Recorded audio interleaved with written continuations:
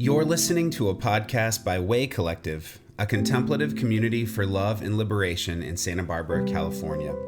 This recording was the conversation starter with Pat and Sheryl Kelly at our Dinner and Dialogue gathering on March 4th, 2026. Thanks for tuning in.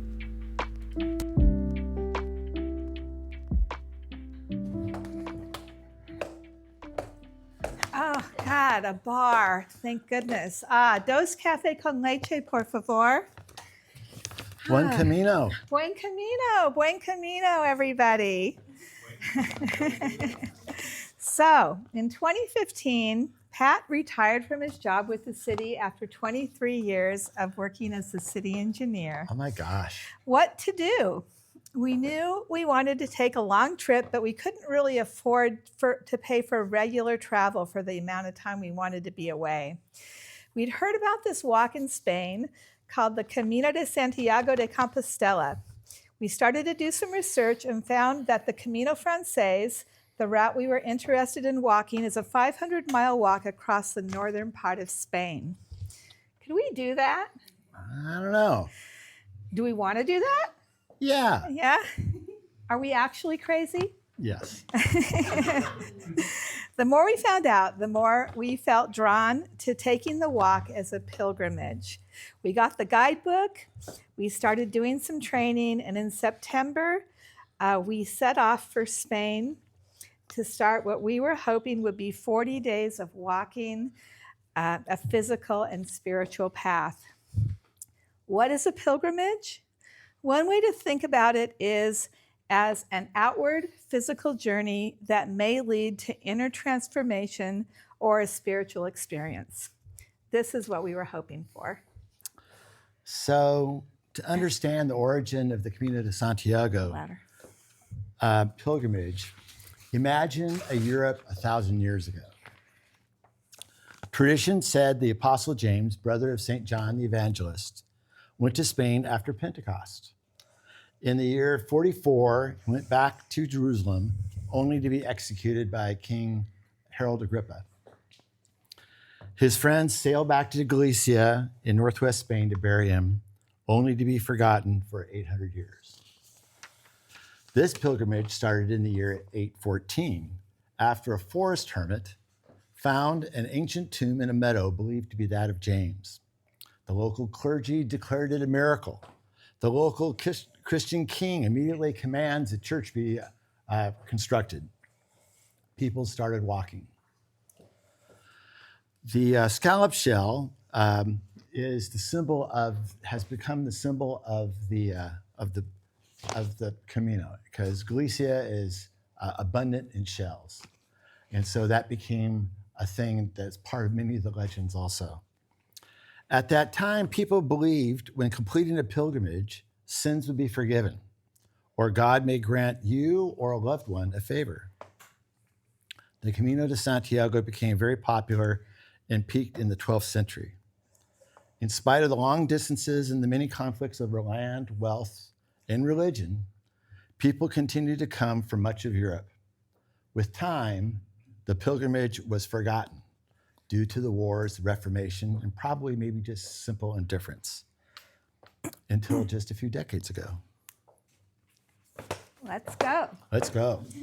Time to move on.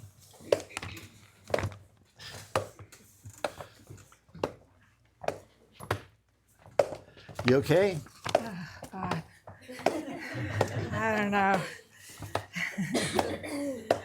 All right, here we are in Logroño. Finally. Oh my gosh. So the first challenge on the pilgrimage is the physical challenge. Many of us can walk 12 miles in a day, but doing it day after day after day is a whole different thing. On the 10th day of walking, I gave into my blisters and rode the bus for 2 days to try to let my feet heal. It helped a bit, but my feet were pretty torn up for most of the walk. Even when you believe you have carefully prepared and practiced for your journey, you can easily be discouraged when there are surprises such as unexpected injuries.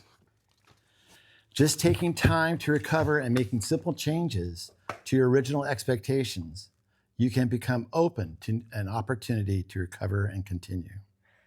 What's the plan for today? Oh, it's the book. Let's check it out.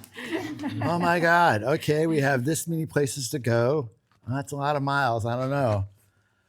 So depending on how you feel and what John Brierley's A Practical and Mystical Manual for the Modern Day Pilgrim, telling us where the next facilities are located, we plan the day. The guidebook tells us that we have many options. A very cheap dormitory with bunk beds, maybe some bed lice, whatever. A nice dormitory with better beds and nice dining that may have been a monastery at one time. Or someone's home converted to pilgrim rooms. Or maybe a nice hotel Airbnb. Wouldn't that be nice? Oh, yeah. Based on stories from other pilgrims, we always take a close look to find out about bed bugs, no matter how good the place looks. All right. Are you ready? I'm ready. All Let's right, go. then. Let's go. I'm going to walk over here, hon. Is that okay? No, I walked the path. Okay, we got to get back on the path. Come Okay. on. Buen Camino, guys. Jeez, he's taking a whole other Camino. We're still there.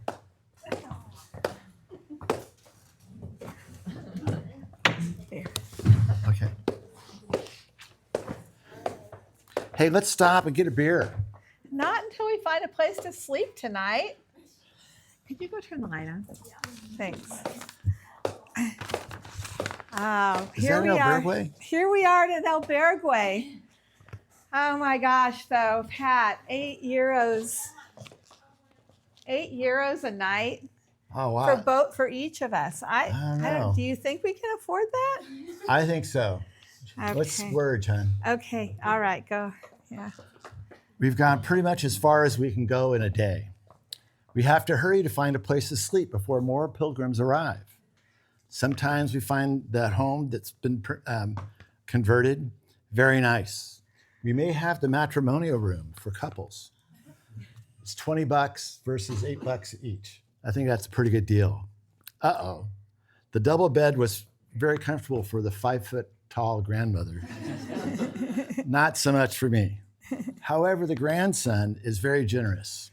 After a simple compliment about the delicious melon at the pilgrim meal, he walks out to the garden and picks a fresh melon for us to share. Incredibly delicious and fresh. Then he tops it off with a complimentary herbas digestif.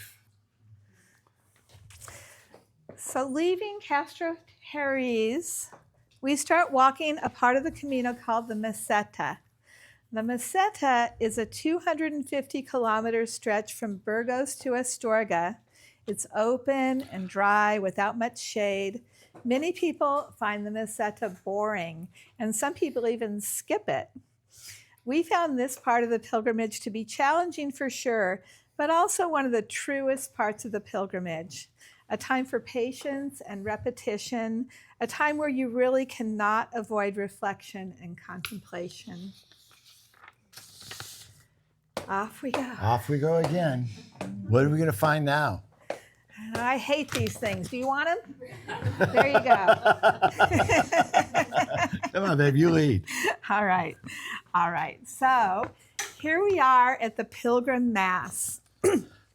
The spiritual aspect of the Camino has curiously been the most difficult part for me to access. As a Free Methodist person, I'm used to a lively and varied worship experiences, and I'm a bit astonished that they don't seem to have anything like that on the Camino de Santiago. Everyone in Spain speaks Spanish. Most people are Catholic. We go to the pilgrim masses whenever we can find them, and boy, do those priests talk fast. We try to pick out a lady in the front row and stand up and sit down whenever she does. Every village has a big church, and we go in every one of them. We sit for a few minutes and contemplate the different saints and images that are represented. They're generally beautiful, quiet places, if a bit dusty. We end up pretty much on our own for spiritual experiences. I'm in the middle of a Reading the Bible in a Year program, so that helps me stay a bit focused. I guess this is where the quiet contemplation comes in. So why look into centuries-old village churches? Wow, this one was built in 1066, almost 1,000 years ago. Further on, we check out this incredibly ornate and very large church in this very small village. I wonder why. Ready?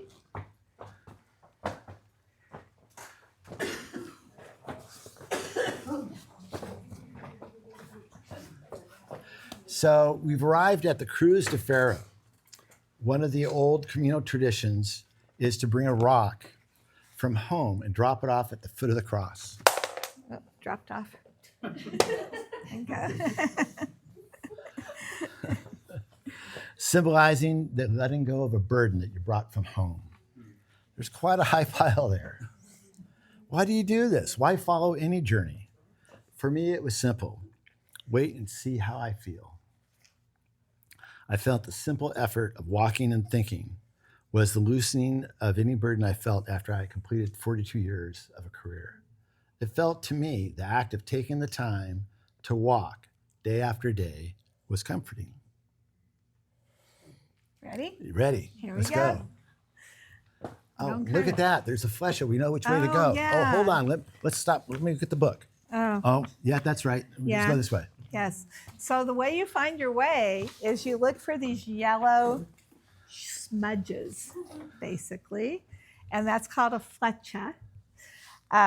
If you're not paying attention, if there's a cute bunny over there and you decide to go this way, you might walk a couple extra kilometers before you figure out you haven't seen a flecha for a long time. You missed that flecha because Yeah. it was where the, yeah. Gotta watch for them.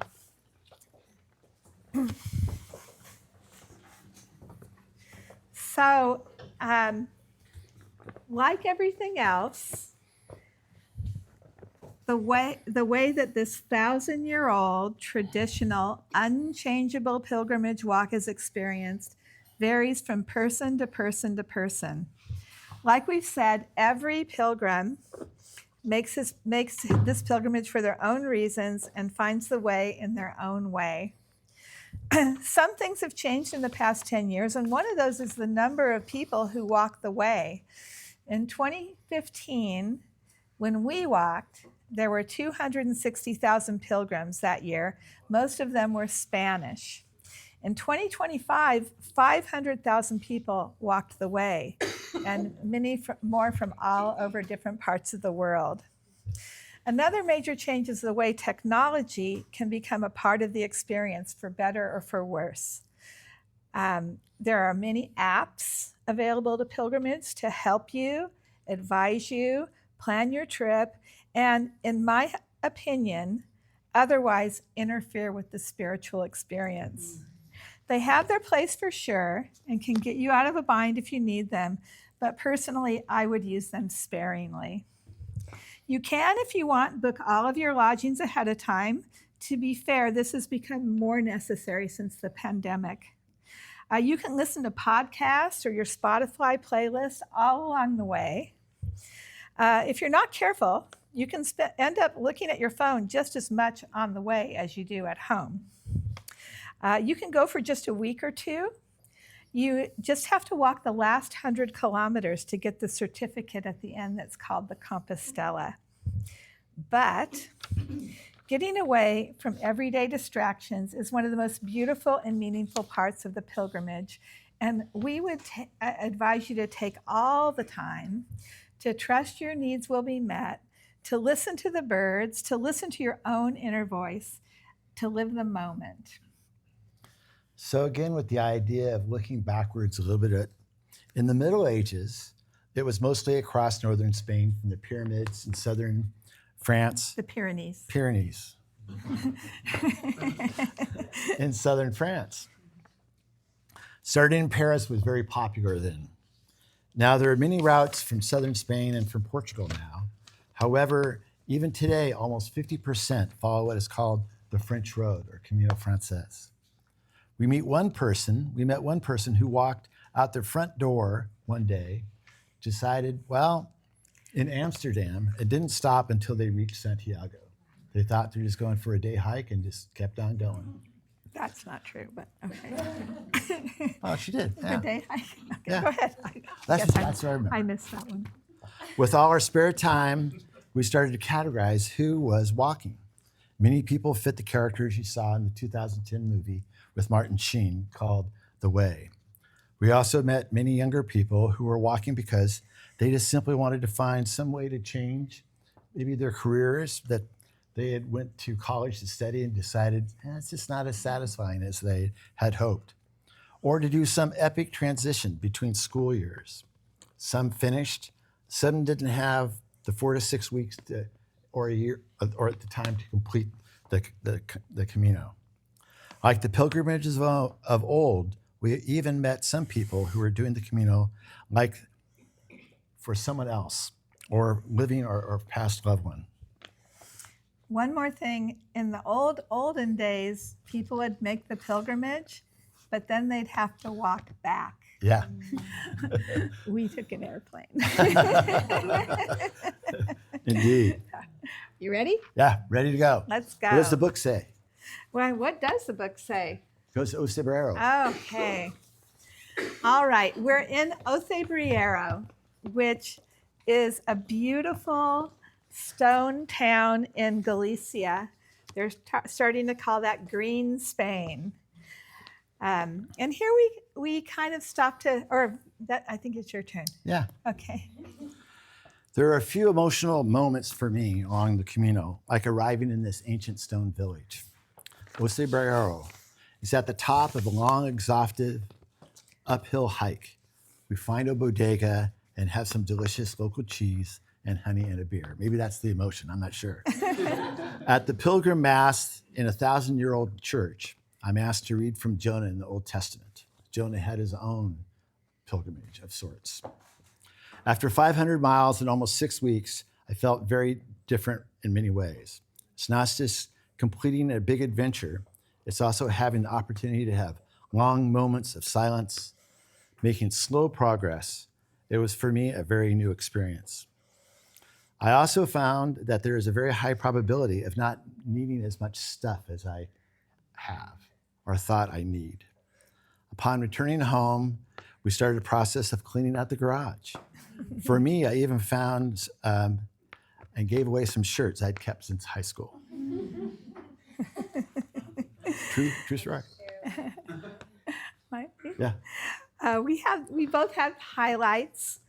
For me, I think the biggest highlight of the walk was just the daily doing of the walk, getting up every day and knowing what's going to happen. Well, knowing what I'm going to set out to do, and walking and getting there and resting and knowing I'm going to walk again the next day. I was amazed at how my body would heal itself. I go to bed at night and think there is just no way I'm going to be able to get up and do this tomorrow morning. And lo and behold, in the night, my body healed and I was really ready to go every next day. We enjoyed discovering the Spanish culture. Pilgrims eat at 7 p.m., and Spanish people eat at 10. So there's a lot of accommodation for people that way. And I just really love being outside every single day. The time to go? My gosh, I think we're getting close to the end. I'm starting to see the cathedral. Let's go. Let's go.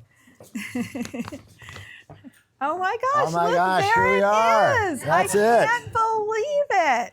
It's so beautiful. We went the distance. We made it.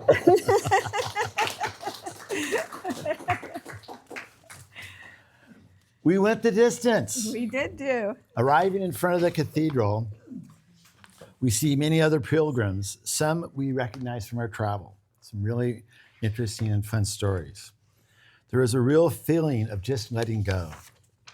We met many different people with many different reasons to do the journey.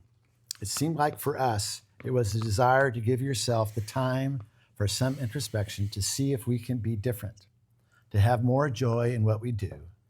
For some I talked to, this walk didn't achieve what they had hoped. Some other future different pilgrimage may be necessary to get the feeling that they want. I felt the simple joy of different cultures, Spanish, French, German, Americans, Aussies, and others. All were different. However, we were all doing the same thing, some for the same or similar reasons. As you approach the cathedral, engraved in the pavement, as you approach the cathedral there, engraved in the sidewalk, it states, Europe was made by pilgrims on the way to Santiago, Compostela. Today, I wonder, as Americans, can we find a pilgrimage to unite us? That's it. That's it. Ta-da!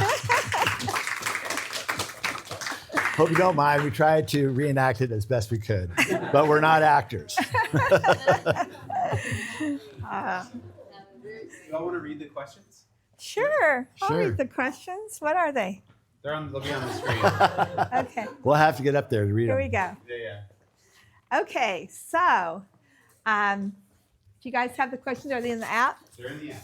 Okay, so the self question, pilgrimage is a journey we take with intention, often leaving something familiar and opening ourselves to change along the way.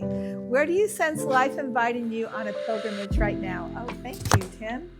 Did you guys hear that? All right, good. Then the sacred question, pilgrimage often unfolds in liminal space, in liminal space, the in-between where the old is loosening, but the new isn't fully clear yet. How do you usually experience those in-between seasons? As unsettling or meaningful or transformative or something else? And then the society question, shared journeys often create unexpected community. How might thinking of our lives as a shared pilgrimage help us practice more patience, compassion, and generosity with one another? Well done.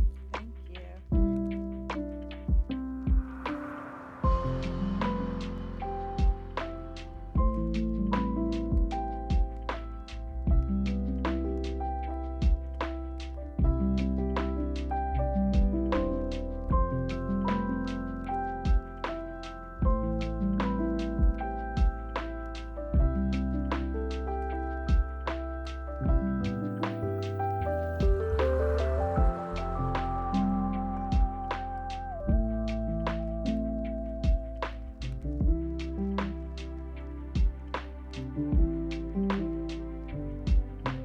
Thanks for listening to this podcast by Way Collective.